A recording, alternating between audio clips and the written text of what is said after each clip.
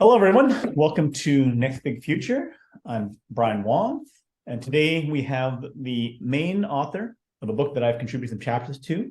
The book is the Elon Musk Mission, and I have Randy Kirk with me. And Randy, why don't you give yourself an introduction to the people at Next Big Future? Sure. I'm an Elon Musk fanboy, admittedly. I have run my own companies for the last multiple decades. We won't talk about how many.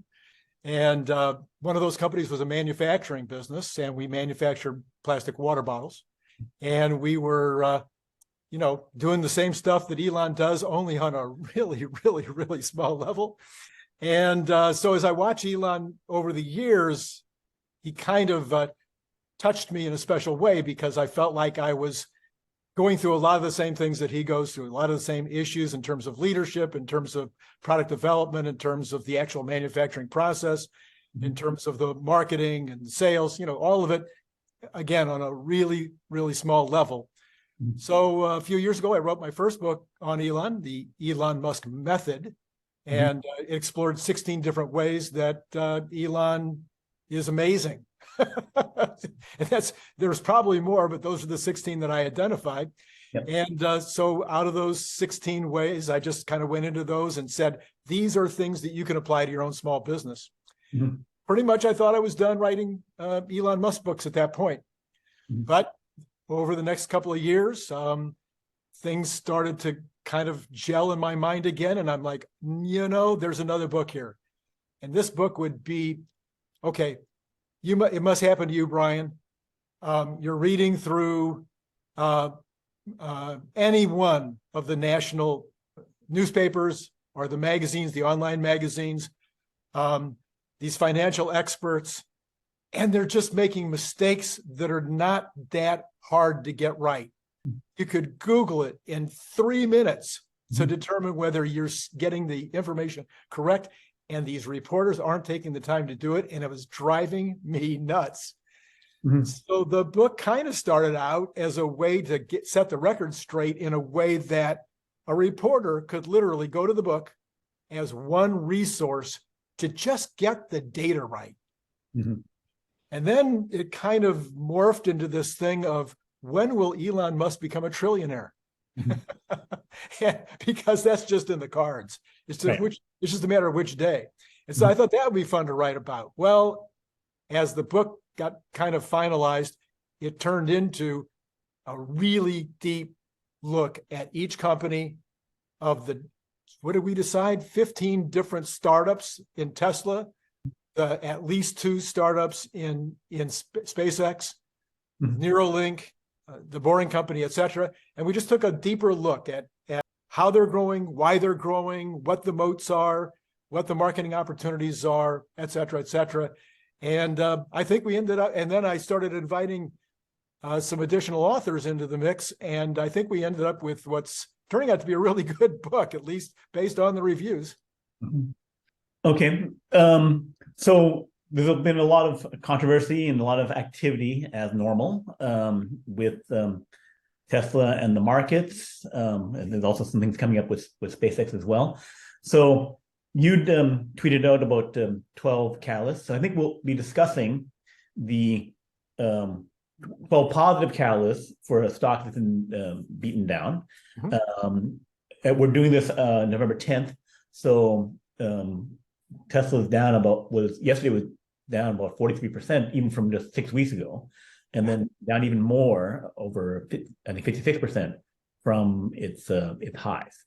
Other stuff, Tesla's not alone in this. Other stocks have been beaten down, but even many Tesla bulls have been talking some doubts, having concerns about Elon, whether his focus is off, because he's, of his now 120 hours that he's working a week, he's only spending 40 or whatever on Tesla as opposed to doubling up or whatever. I don't know. Like Ross Gerber, others, are criticizing things. Always criticizing things can be better, but it's kind of things where they're talking about that. So there's clearly been negative catalysts. We can discuss those and whether those will continue. There's also concerns long term about particularly China demand. There's also concerns about, as usual, whether competition's coming on the EV side or on the self-driving side. So many things to go over there. So let's first start with a couple or like one big positive catalyst that you see, and then we can discuss potential negative catalysts and kind of go back and forth a bit to see where things end up, and then give some conclusions around it to help give people more insight as to what's going on. So why don't you start? Yeah, so I'm going to start with what I define as a catalyst.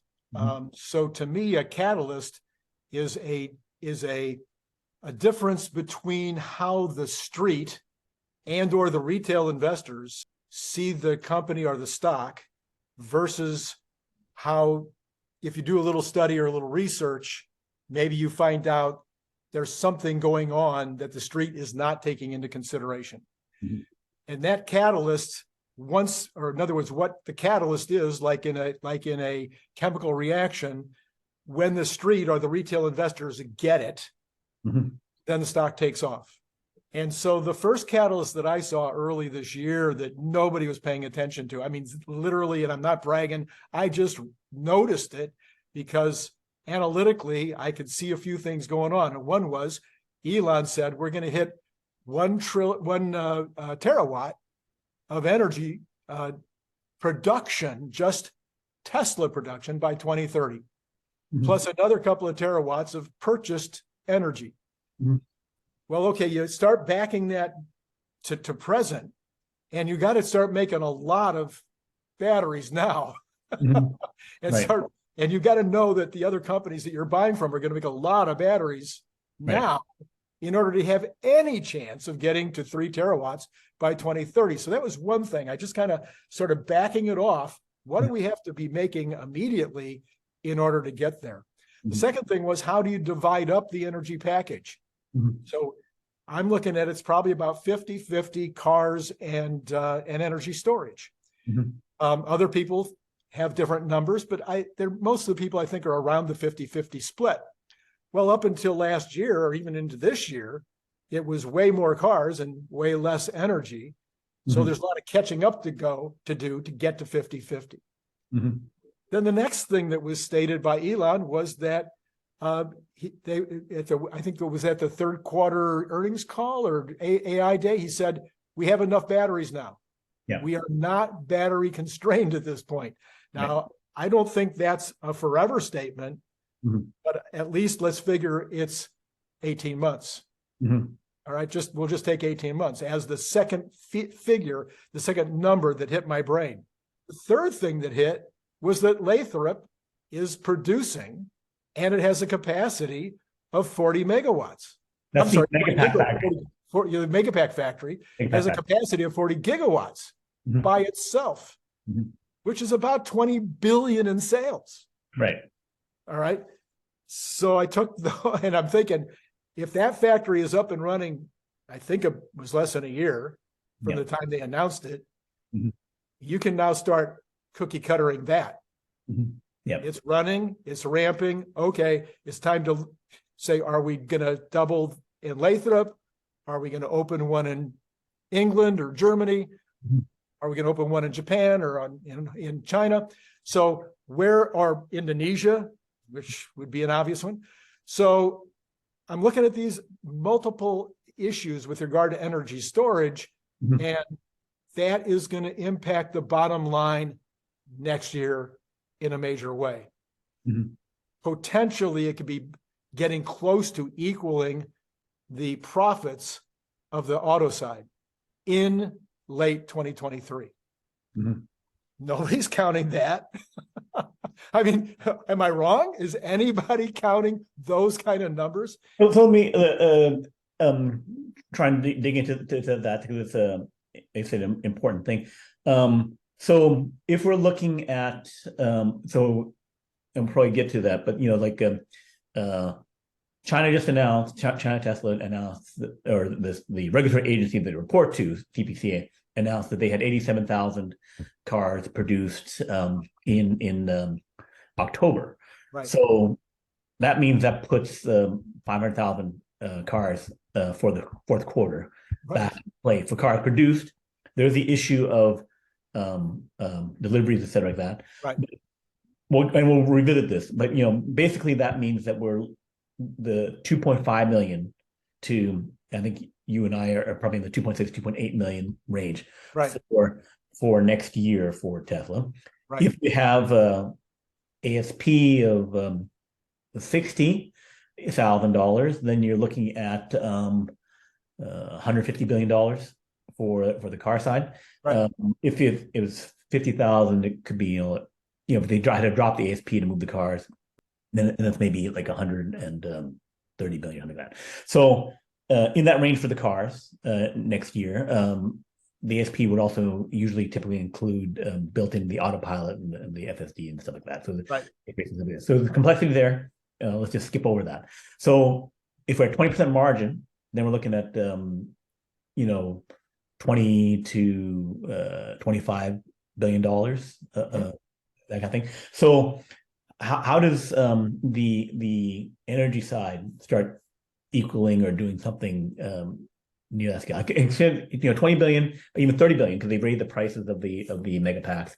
But there's also the backdated pricing and stuff like that. So right. So what do you see happening on the other side? I think you at least 2024, 25 before they'd have to, like, as you say, cookie cutter out and start stamping out a couple of major things. But 20, 30 billion would be significant. Could be, if you get to 20% margin on that, you could be looking at $1 billion per quarter. So then that could offset a lot of stuff on the energy side. So I can see that happening in 2023. But what do you see that's bigger on that would happen? Yeah, so I think I may have misspoke a moment ago, and you can edit that out if you want, then or not. It's okay.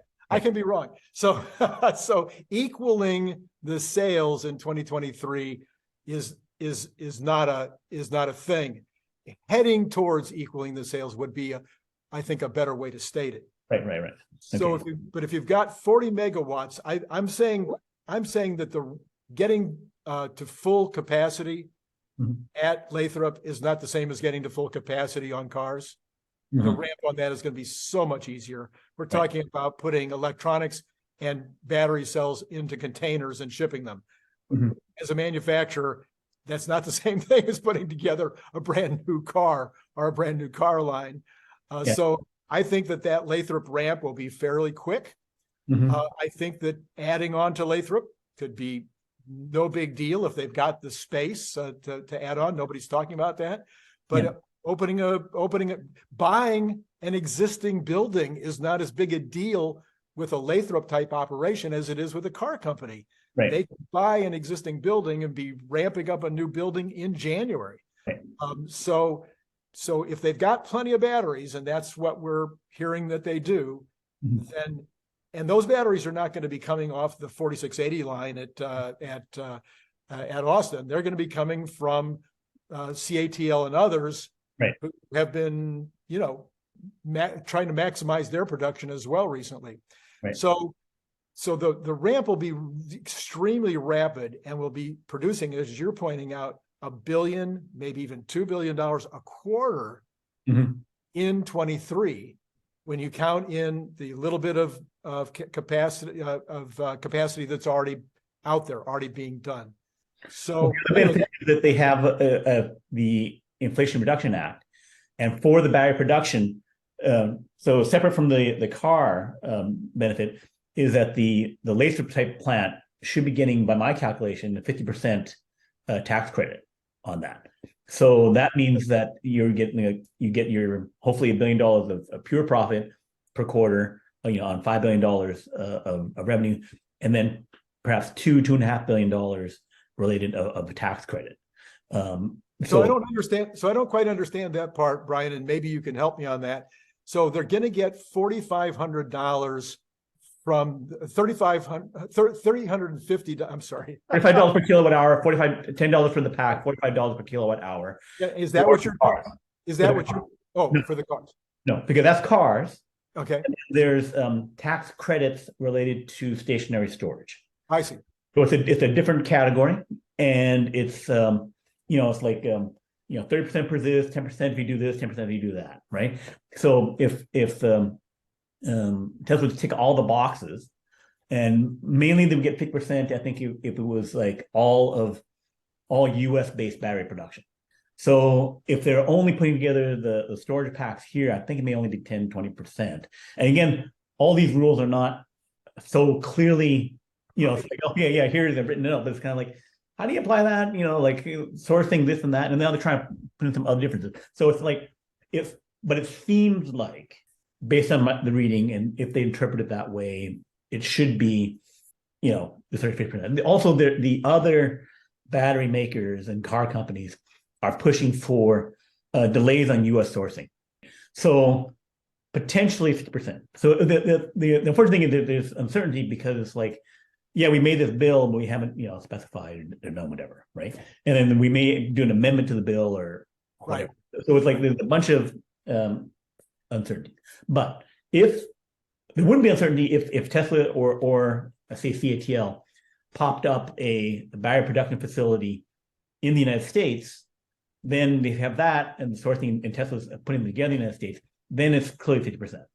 If you're shipping something from China cells and then packing them here, then it's different. So unfortunately, there's a bit of uncertainty on that. But definitely, certainly if I'm looking, next year, late next year or 2024, 2025, right. If they're saying, here, we're going to give you half your money back, right. Good. That's why Tesla said, okay, now we're going to go pedal to the metal, 1,000 terawatt hours here. All the other companies, before it was like 80% of the battery stuff is going to be in China. Now, all the China companies say, whoa, hey, US is giving away money. Let's make our plants over here, right? So that's what was sucking in the production over here. So CATL is going to open up something in Kansas, blah, blah, blah. So it will, the 50% tax credit will be there. It's a question of how much next year. And it's depending upon some bureaucrat someplace in Department of Energy or something like that saying, here's how I interpret that, because we're still waiting for the interpretation of it. So I show that as a separate catalyst. Yeah. So the one catalyst is just the energy ramp itself, which I don't believe anybody has in their numbers. I look at the guys who are the pundits who are putting together their expectations, even the Stephen Mark Ryans and others who really go into the weeds and they're just not including the energy ramp. Mm-hmm. Secondarily, they're not including anything.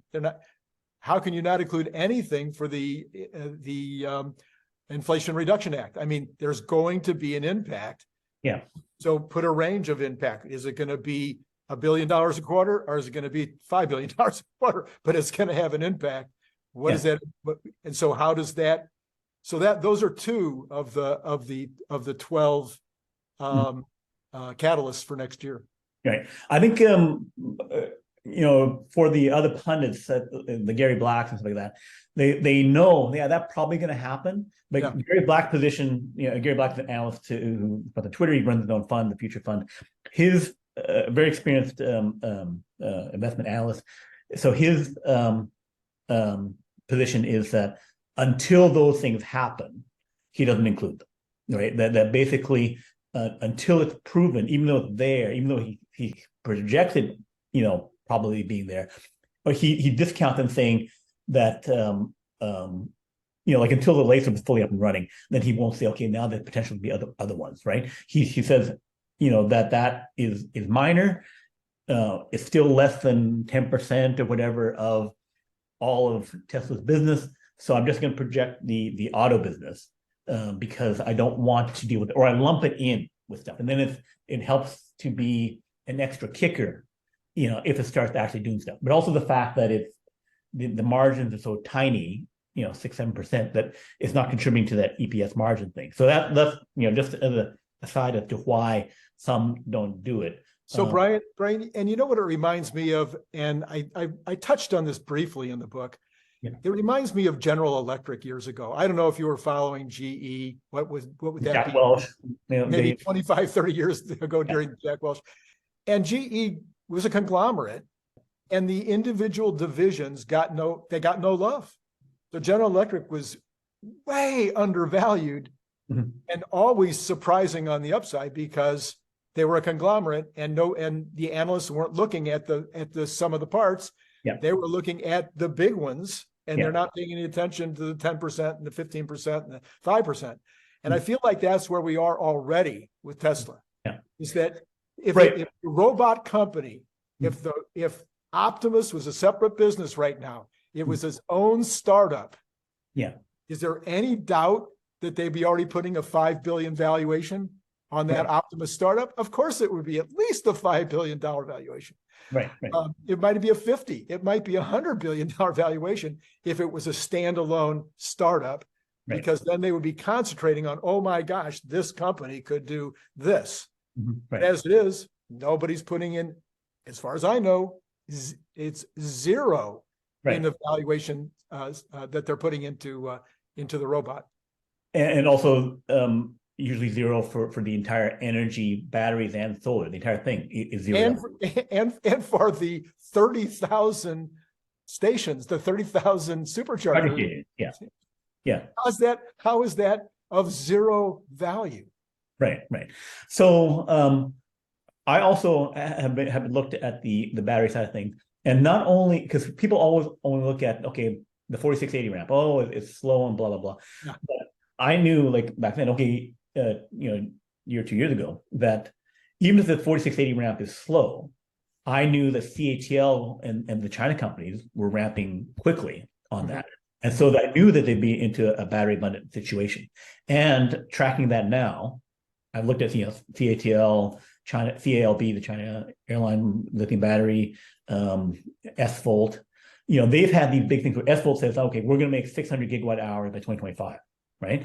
And they've put in, these China companies put in about like $200 billion, about $40 million for each gigawatt hour of plant capacity in that range for what that is. So they put in $200 billion. They're getting mass amounts of batteries. And then people concerned about lithium supply and blah, blah, blah. If I'm that company saying, I'm pumping down $10 billion for 5-10 factories and something like that, I'm locking up my lithium supply. Absolutely. I'm not a freaking moron, right? No. But so then the other thing would be then that so they're, by my calculation, hitting about like 1.82 terawatt hours or more of battery by 2025, right? They're doubling up. It's the lithium iron stuff just ramps up super fast, even faster than the nickel. Right. So it was, like you had some 2x over 2 years for nickel, but you got a 2x every 1 year, 4x every year for the lithium iron. So just that ramps faster. Lithium ion ramps faster. It's the major battery thing in China. It's getting to that 80% level, and so they're gonna have this 2 terawatt hours of batteries in 2025. We had like 300 gigawatt hours of car battery stuff the year before, heading to 600 gigawatt hours this year, and then so it's increasing rapidly as these factories that have already broken ground get completed and shoved in. So then it goes to the car side, and the stuff that they don't do the detailed analysis on is that if the car production ramp is slow, right? That economy is bad, China's not buying that battery, Europe's not buying as many cars. I think they're mostly going EVs, but maybe the recession's so bad that I don't buy the car, right? Because I can't do it. Then more stuff goes into energy. So Tesla has the backup where they can make a crap ton of money doing energy storage. That the other guys, a Ford, a GM, a Volkswagen, don't have because they're not making stations. BYD can because they make their own batteries and everything. But the other players don't do that. So and it was not like they can scale it up. So it's kind of a situation where it's more because Tesla has all these things that in the 2-3 year time frame, or and especially longer, that they can, if things develop in different ways because of whatever macro reasons, they can quickly adjust and start loading more stuff into a perfectly viable and profitable business. Okay, I'm not making 30% auto margin, I'm making 20% on the Megapacks and Powerwalls and blah blah blah. Yeah, we on another day we're going to talk about the moats, but we spent a lot of time in the book on the flexibility moat. And I think the flexibility moat is the big deal. I think BYD shares that flexibility moat more than any other company in the world, but they're not nearly as good a producer as Tesla is. I mean, we're not even talking on the same planet as good a producer as Tesla is. But I think they have that flexibility moat as a low end provider, and so they're going to be a factor. But with Tesla's flexibility, I think you sent it to me a couple of days ago in an email, is okay, so China demand slows down because their economy is not so great right now. Well, I'm thinking they're going to just start exporting more to Australia, to Israel, to all the places that Shanghai can supply. But then you threw in something I hadn't even thought of. The demand in the United States next year is going to be off the charts. And so all of a sudden, I'm hearing from Brian, oh, well, they'll just export some of that Shanghai production to the United States because of the $7,500 discount. Right. So, I mean, that was brilliant. I hadn't thought of that at all. Right. And the thing where they have, the still 250,000, 300,000 cars of back order, right? Yeah. So that's, definitely for Q4 and Q1, just moving it to where the back orders are, people say, I'm going to buy the car, here's my money.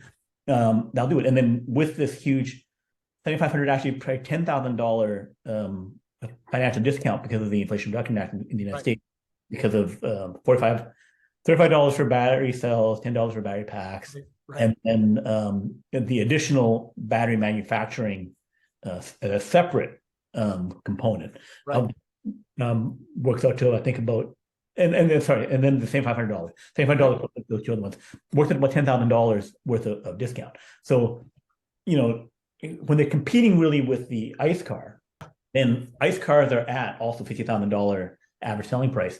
Right. So if I suddenly drop, because of a tax credit that the other guys don't get to, $40,000, my Model 3 goes from 45 down to 35 and whatever, then the demand usually would be order of double or triple that. So then suddenly have a far more faster shift over to. And Dennis, you're a California guy. I'm a California guy. We think that the market is saturated for Teslas because when we go driving down the California freeways, there's Teslas everywhere. The truth is, in Missouri, where I grew up, you'd be driving for hours before you see another Tesla. So yes, we've got Florida, we've got California. I don't know what it's looking like in New York, but I'm guessing there's a lot of Teslas in New York. But in the flyover part of the country, they haven't started buying Teslas yet. It's a different world in those places with regard to the automobile and with regard to what they're willing to spend for automobiles. But with the $7,500 tax credit and with the capabilities now of the electric cars getting stronger and stronger, in particular Tesla, I think that's the demand lever that can be pulled in the Midwest. I think I tweeted this the other day. I think that Elon should make one exception to his no advertising deal. I think he should be all over that Super Bowl. I think with the $7,500 tax credit, this is the time to do the Apple-esque Super Bowl ad. So you don't think that the fact that when the other car makers advertise their EVs, it increases Tesla sales? Whenever they have their Super Bowl ad, it increases sales, and also the Hertz ads, which are for basically EVs and Teslas. Just a quick side note: Tom Brady's going to be working really hard because he and his wife lost $650 million. The X collapse. So he's going to have to really get Hertz out there. He's going to be shilling a lot of stuff. Well, my reasoning is this. Yes, I agree with you 100%. Yes, they'll get a knock-on effect from all that advertising. My reasoning is you still want to position yourself the way you want to position yourself. So people don't think, the average consumer out there is not thinking of Tesla as safety. The average consumer out there is not thinking about Tesla as being the most fun car that's ever been built. They're not thinking about it as being fast, even though everybody talks about it being fast. Okay, let's have one commercial on safety, one commercial on fun, and one commercial on fast. Okay, that's what is that going to be? 5 times through $15 million? It's like lunch money. You know? Yeah, so if the people don't look at it, it's safer than a Volvo for safety. It's got more acceleration than, it's pretty much which model than almost any kind of muscle car. Right. And then definitely the price. So if you wanted those features, I really think that the US market, it needs the large SUV and large truck, because that is, right, certainly in those other areas over half the market. Right. So that's the Cybertruck thing needs to come in, which is also gets to having a truly no compromise large EV vehicle. Right. Because right now to get that, okay, I got a Rivian, but it costs well over 150,000, whatever like that, 100,000, and then the production volumes are very low, right? So to get to who's going to make the 1 million, 3 million large truck, large SUV class vehicle. Right now, you have a 7-seater with the Model Y. Right.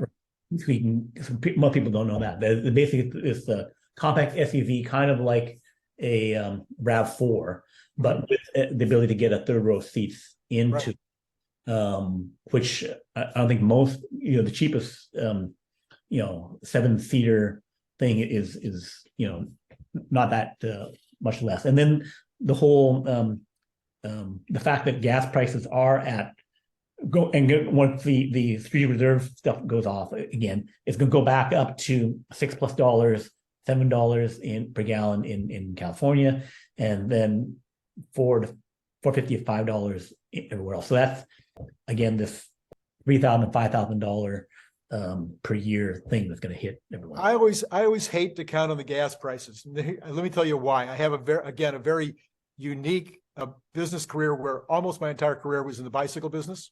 So the bicycle industry got these bumps every time there was a gas crisis. Every time the price of gas in California got over $5, all of a sudden every bike shop in the country was wiped out of bicycles, and they were buying as many as they could possibly buy, just like during COVID. They were all going crazy. How can I get more bikes? Because everybody in the world wants bikes. And then what happens? The price of gas drops a couple of bucks, and those guys are sitting around. They've got nothing to do. And some projections are saying 30% of bike shops in the United States will close this year. Okay. Right.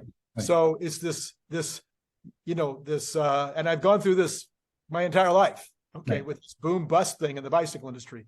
So I kind of set aside the price of gas as a catalyst because it can come and go, and it's a commodity that you're never really sure what does it take. Saudi Arabia deciding they need more money, and they increase production, and all of a sudden the price drops. So I don't like to count on that. I like the really hard number type stuff. The catalyst that we've just kind of breezed over were the ramp of cars and the ramp of 4680s. Nobody, you and I are saying it's 2.5, 2.65. I've seen a couple of guys that are serious guys talking about 3 million cars next year. Right. I can't get there, but I can easily get to 2.65. And the street is saying 2.1. Mm-hmm. Yeah. That's a catalyst. Right. That's clearly the most important factor in terms of the financial health of Tesla is the production. Even the people talk about the demand thing, they can pull demand levers as they did in China, lower some prices, right? And then you have this, non-Tesla catalyst of the tax credits, the $10,000. Right. So the demand should be far, far stronger there. And that is definitely the factor that not only do you get, if you make 600,000 more cars, instead of 2.8, instead of 2.1, 700,000 more cars, 33% more cars, that's probably doubles or more your net income because of the fact that your operating costs stay the same. But basically, if I make 2.1 million cars, if I go 600,000 more, that's basically free in terms of like all everything except the flexible costs on that vehicle, because everything else was already paid for in that 2.1 million cars. So that's all extra money. So instead of like my average 30% auto margin, I'm looking at 40% or something like that, 50%. Right. Those extra vehicles. So the extra vehicle stuff, that ramp has a huger impact on it. And it also means that I'm scaling up my factories faster. So that, so that my projection should go out faster, that, okay, I'm going to make, instead of 3 million cars, a lot of people have 3 million cars, 3.5 million cars in 2025. So if I get to 2.8 in 2023, then I get to 5 or 6 million in 2024, and then 8, that is an entirely different trajectory, again, not priced in. Now, I have a harder time with 2024. Help me with that. I think Berlin will ramp way faster. The second factory in Berlin will ramp way faster than the first. Right. They've already dealt with all these issues that they dealt with the first time. So I could imagine that they're actually starting to produce a few cars by the end of 23. I mean, just get the beginning, pushing a few out the door, because they'll be able to build it that fast as long as the environmentalists and all the other folks don't get in the way. They should maybe be starting to knock out some cars by the end of 23, but they're still not going to make that many in that factory in 24. So I'm trying to find, other than we got Cybertruck going from maybe 300,000 or something like that in 23. No, I'm sorry, 35,000 in 23 to 250,000 maybe in 24. Yeah, we've got the what do you call it? The semi trucks going from 25,000 in 23 to 50,000 in 24. We got a few extras out of Fremont, maybe. We go from 375,000 to 500,000 in Austin of Model Ys. And we've got same thing in Berlin, from 375 to 500,000 in the first plant. Yeah. And then maybe 50,000 max out of the second plant in Berlin. So that's not going to get me from 2.7 or 2.8 to like 3.6 or something. I mean, I'm trying to find where's the rest going to come from? Oh, the second Shanghai factory? Yeah, second Shanghai factory. Yeah. Okay, so what's happening there? I don't have any insight. Do you have any insight into the second Shanghai factory? Have they even broken ground? I understand. My understanding is they have broken ground. Okay. My understanding is they have broken ground. But I have not. I would expect, if they were doing a lot of construction, I probably have to look at Wu Hua, the YouTuber Wu Hua, who's looking at stuff. So I would expect to see drone footage of construction of the second China factory. The issues there would, so what I'm expecting from the second China factory would be the inexpensive car. Yeah, right? Me too, of course, yes. Yeah, so basically, let's say it takes... And the second Berlin factory too. So you take about a little over a year to build that factory and to get it to production, right? So, and they talked about 2024 being a physical robotaxi, a pure physical robotaxi. And I believe that would be consistent with, so you have a robotaxi platform, cheap platform, 25K1, compact, hatchback, whatever it is, and then a human-driven one, right? You have like a robotaxi version and a human-driven one, both in that range. China was doing a 25K design thing, so basically 2024, the pure numbers ramp would be these new platform vehicles and how fast they get that ramp. So they're talking about double the production per area. So it took 2 years for Shanghai. I think pretty sure it's been 2 years now that they've been full. It's been 2 years or 3 years now, full production of the Shanghai factory. So anyway, so they got into at the end of 2 years, they were pretty close to fully ramped. So you get to the 1 million vehicle now. Right now, we're at the run rate of 1.05 million vehicles. By the end of the thing, we could be at 1.2. Right. So that's that. So then that means in 2 years, you could ramp in China to, if you're doing double the productivity, then you're getting to 4 million vehicles of the new inexpensive vehicle, right? And China has, as proven by BYD and others, and I've done analysis on the China market on pricing. Basically, if 20% 40K and up, which is Tesla has about 50% of that 40K and up market, right?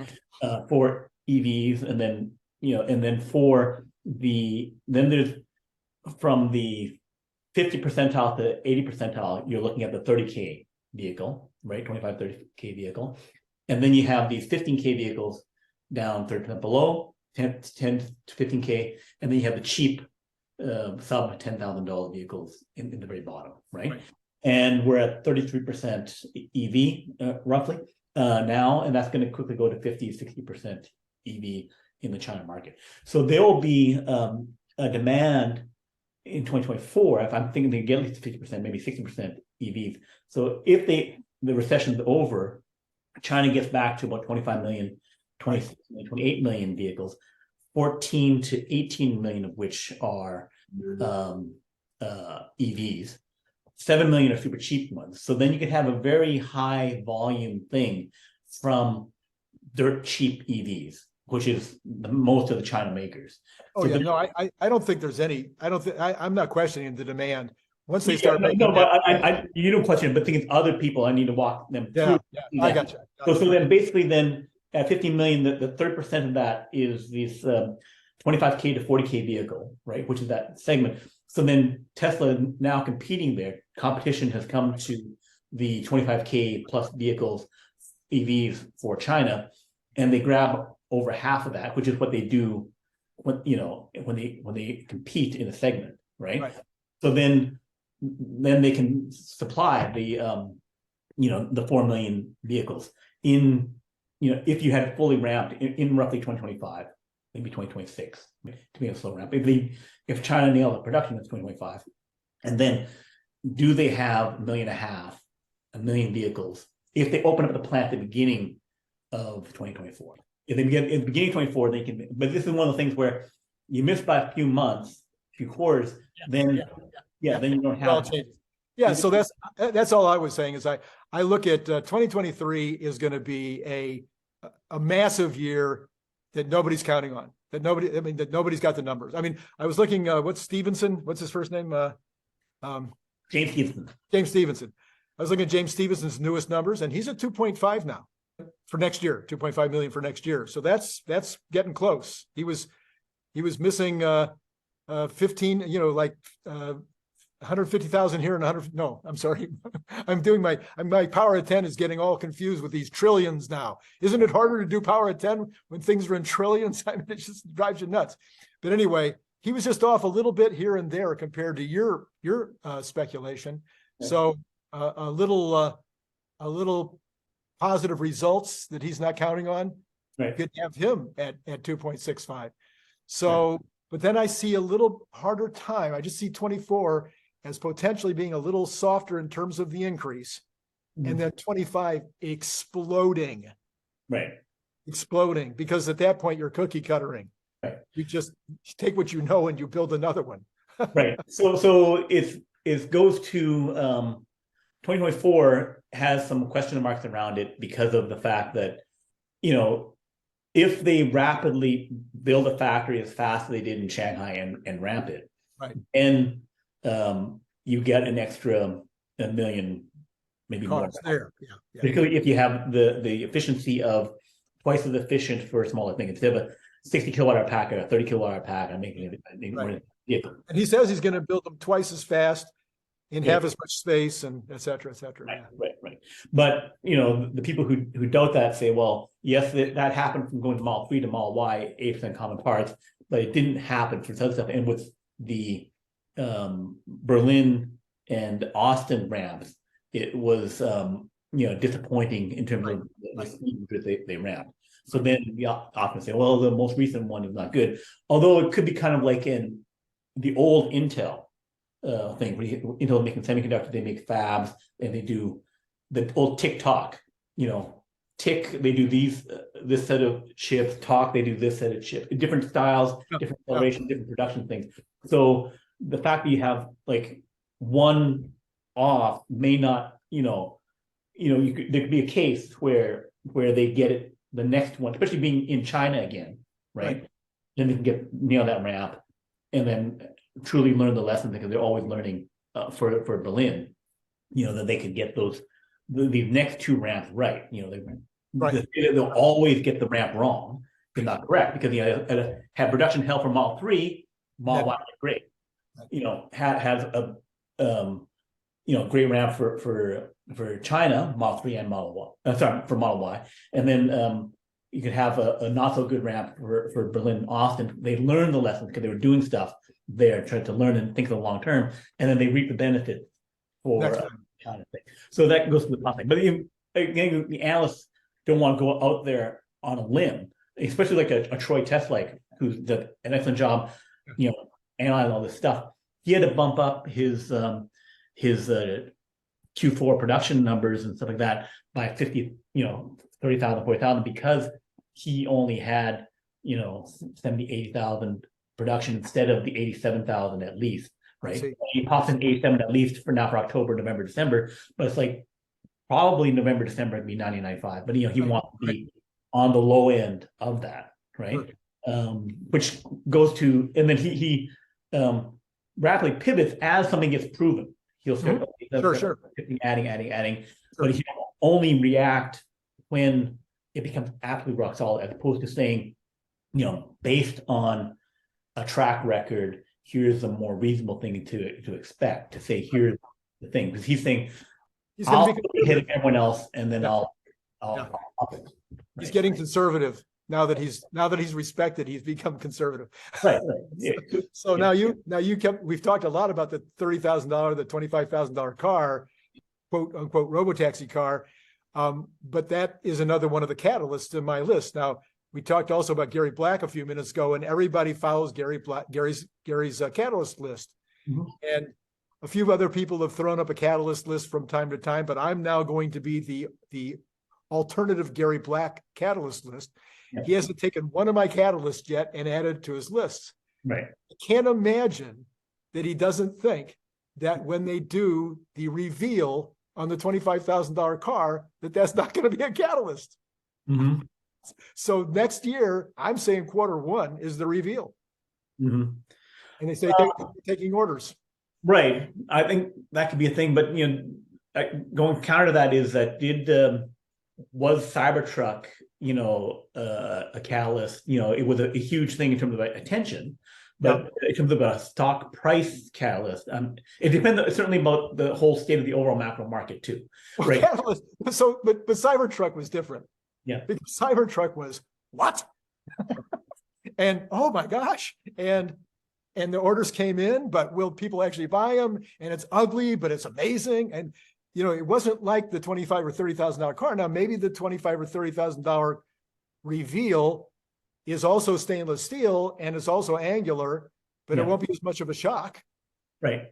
Okay. But maybe it'll be something really weird, like maybe they won't have a driver version, and it'll be car seats in a circle instead of all facing forward.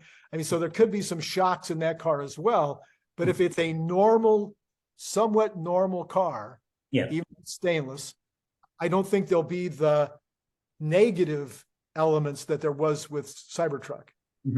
It'll just be, that's the 4 million unit seller. I would push back a little bit on that. One would be in terms of the Q1 aspect. If that's 12 months away from when they roll it out, right?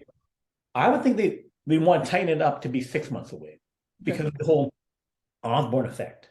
And also it depends upon the demand situation going on with Model 3 and Model Y. Should we explain the Osborne effect? Sure, explain the Osborne effect. Okay. So basically, back in the early days of personal computers, you had IBM making personal computers, and then there were some copycats making other kind of PCs, and they also had some that would had luggables. So basically, like carrying a sewing machine around, and they had the Compaq, and then they had the Osborne was making a computer. So Osborne Computers was a leading company, but then they announced their next generation computer, which was way better because things were skipping very quickly. We're basically like suddenly be like you have one computer, the next one 3 times faster. But they announced their next generation computer, and it killed the sales of their existing computer. Right. And then because everyone wanted the next one, and then they didn't have the money really to finish or complete the next one.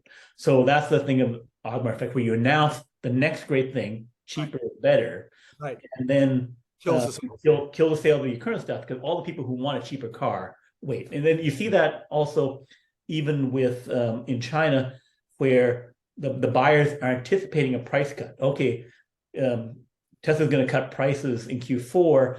I'm holding off on a Q3 purchase to get the price cut or something like that. So even there's people anticipating, consumers are anticipating the next move. Sure. So if they know, okay, the cheap car is coming, at a certain point, there's like, okay, we know it's going to come, so you can't really.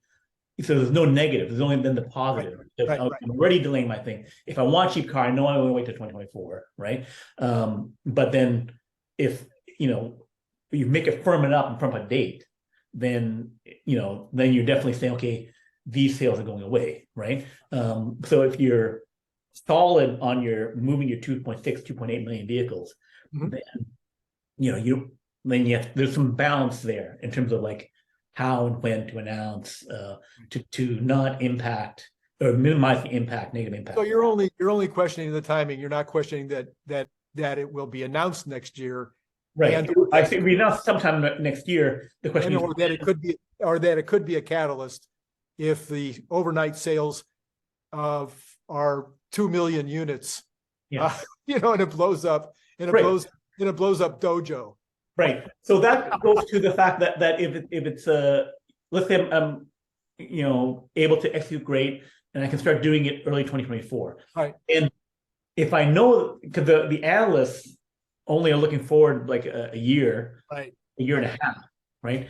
So if I firm it up, 6 months ahead, as they're looking for their forward in Q3 maybe, as they're looking forward, and I'll get my projection in. Right. And I say, now this looks really solid, and I've got this thing going, because they hide the fact of how ready they are. It's easy to do because these guys are not going into the factory. Here's the factory, I'm going to go in, see the state of equipment. You'll have Joe, the woo-wahs, the other people running drones over it, trying to figure out the station equipment in. But the Wall Street analysts ignored it last time and probably ignored it again this time, right? When exactly will they start coming? And also, they were done construction of Berlin and Austin, in terms of all the hardware, and then it took some time to get the people trained to do things to get it coming up the vehicles, right? So we have to manage that aspect of things in order to get this true positive effect. True positive effect would be, I hit it from you, it's super duper ready, boom, here it is. The cars are ready. You can order it, and it's going to be 6 months. We're going to start deliveries, blah blah blah. That I think would be the thing, because it would be firming up the could it be speculation leading up to it? Oh yeah, the plant's starting to go, blah blah blah. When is it going to do? What they're going to build? And then suddenly it's going to be building that. Although again, if they have a lot of demand for a new low end Model Y, Model 3, figure out how to make that even cheaper, say with a new lithium battery, blah blah blah. Basically, instead of 50 kilowatt hours, I can get the same range, acceptable range of a 45 kilowatt hour pack. Right. The intermediate thing where the new plant starts producing something like that. Yes. So there'd be a smoother transition over to that. But I totally expect that. I totally expect to see a cheaper Model 3. Right. Now that, assuming that there's any slow up in demand. If there's no slow up in demand, why do it? Right. I think they'll be ready. That'll be one of the levers that they can pull, is if there's a slowdown in demand, they'll slap in a cheaper Model 3. I don't think it's that hard. So one of the other catalysts that I'm just shocked that Gary doesn't agree with, or hasn't thought to add to his list, is when we hit 50% production of the 4680. So I think that'll be it'll either be announced in the first quarterly earnings report, or it will be the second quarter earnings report. One of those two, it'll be obvious that we're now at 50% production in the 4680s in Austin. I think that's, again, unfortunately, the General Electric issue that we mentioned earlier could become part of the problem.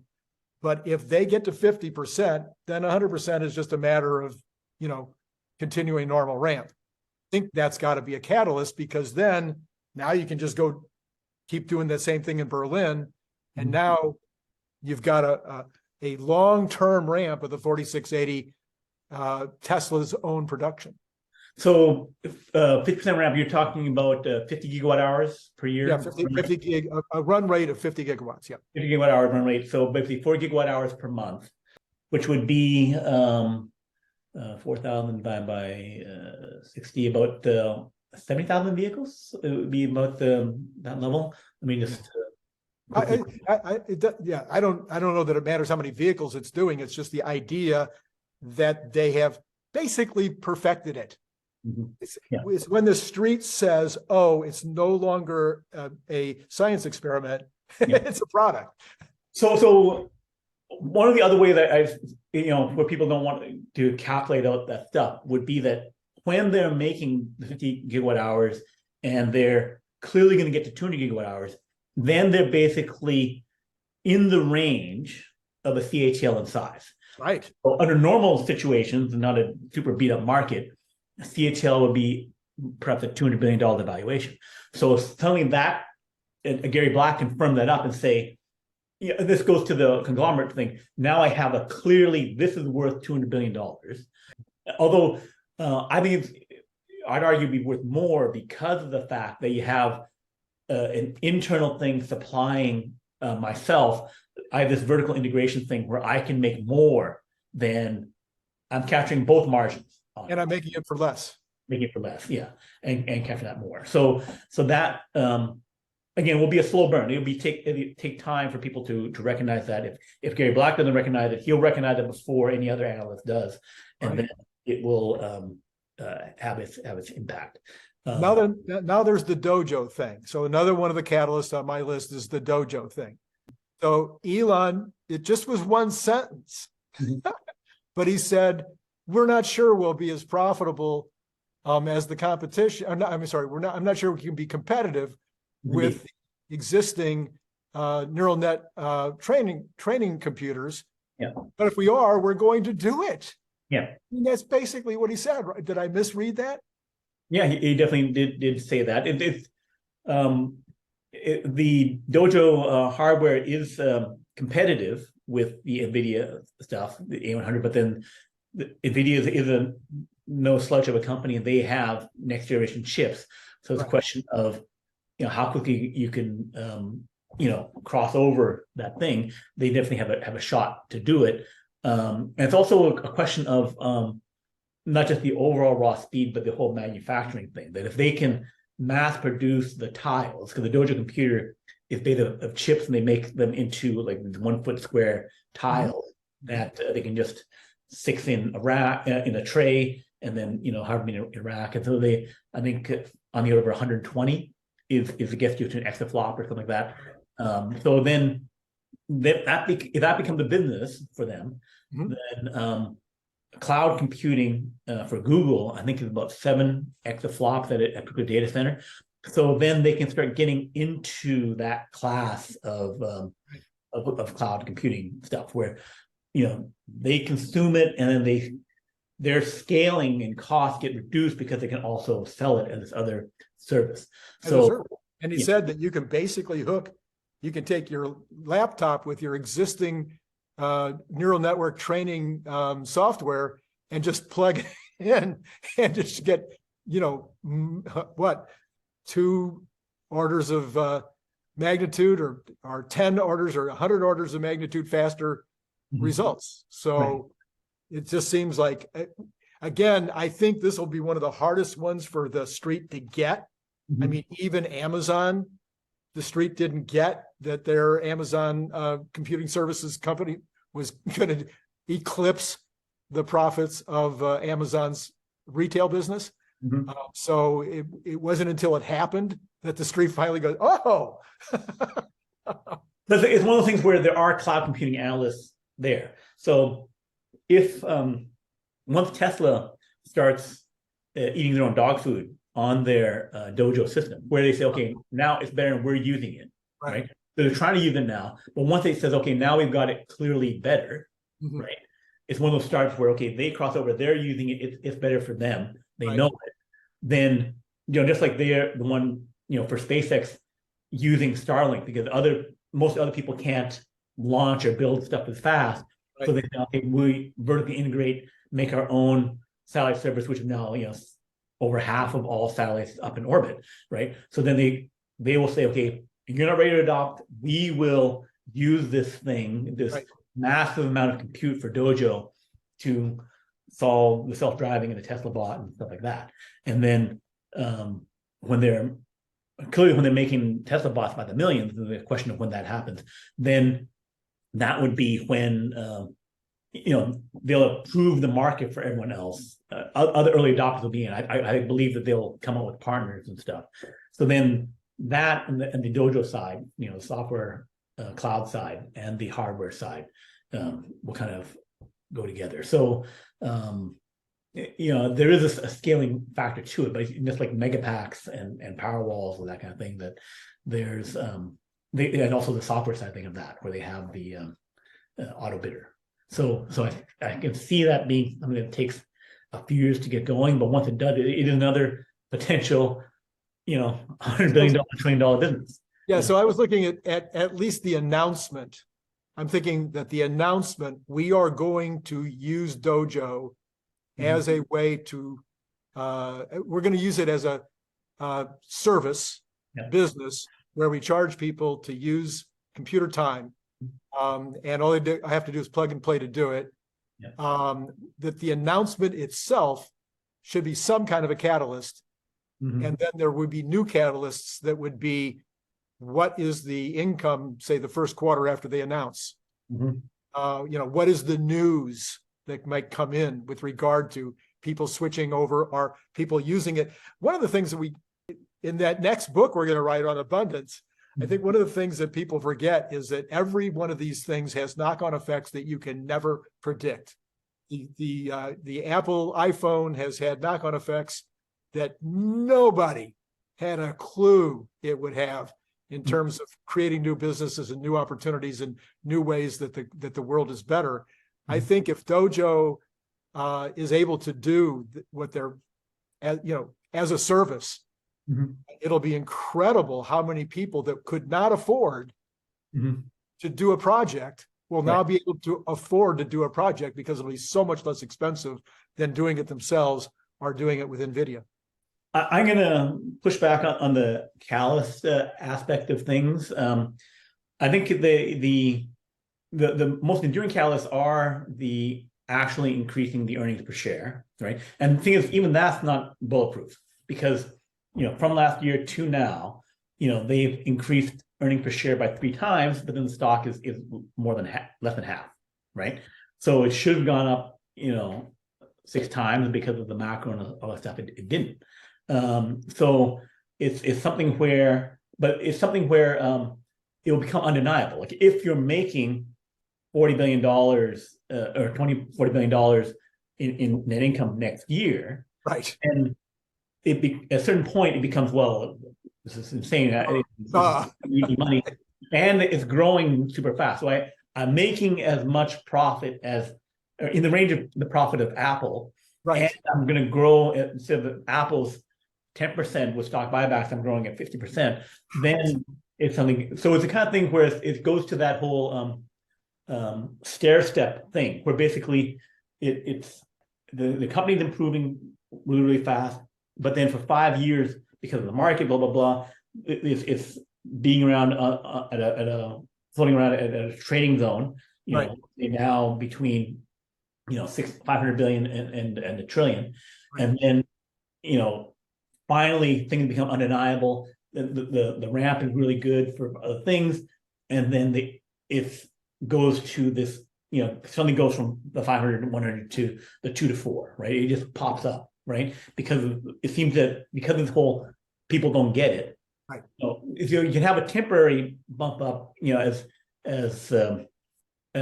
some people buy in more, but to have a re-rating to say, okay, we get it now, and it's there, and the money's there. They haven't fully priced in the full ramp of Austin and Berlin into the thing, assuming it's going to happen next year, right? Not even close. Somehow they think it's going to take a lot longer. So when that's clearly proven, right? Just like the ramp of China, then it's something. Okay, boom, it's going to be, $300 billion of revenue, not in 2024. It's not going to be 150. Like I can get Gary Black's down there, right? So then suddenly you have this. They show me the money, show me the whatever. They prove it to them, and then it goes up, and they say, okay, well, if that's true, then this is true. It's the fact that they say, here's this thing which is obvious, which is going to happen. I don't believe it till it happens. That's true. And so they say, okay, this one and that one. So that becomes something where something goes up 3 times because now they believe, right? Although if they have something where they don't believe, like earlier this year, where suddenly everyone was believing, okay, we're at 1,200, everything's going good, and then suddenly you have inflation heading up to 7%, Sure. and then the China COVID shutdowns for Shanghai, which was the heart, the main strength of Tesla. So, and that will still be the case for a while, especially if the second factor becomes the big deal. Then the China vulnerability is still there for Tesla. It won't kill them if they don't have it, but it would set them back. It would definitely be a setback. Holy mackerel. Yeah. The thing is, people don't talk about that for like Apple, and then Apple, Foxconn, you have people running away from the factories now. They're having a 1 month, 2 months thing. They're going to be down 30% production, right? So it's happening now. And their stock went down for one day, and then it completely recovered all of that and more today. Right.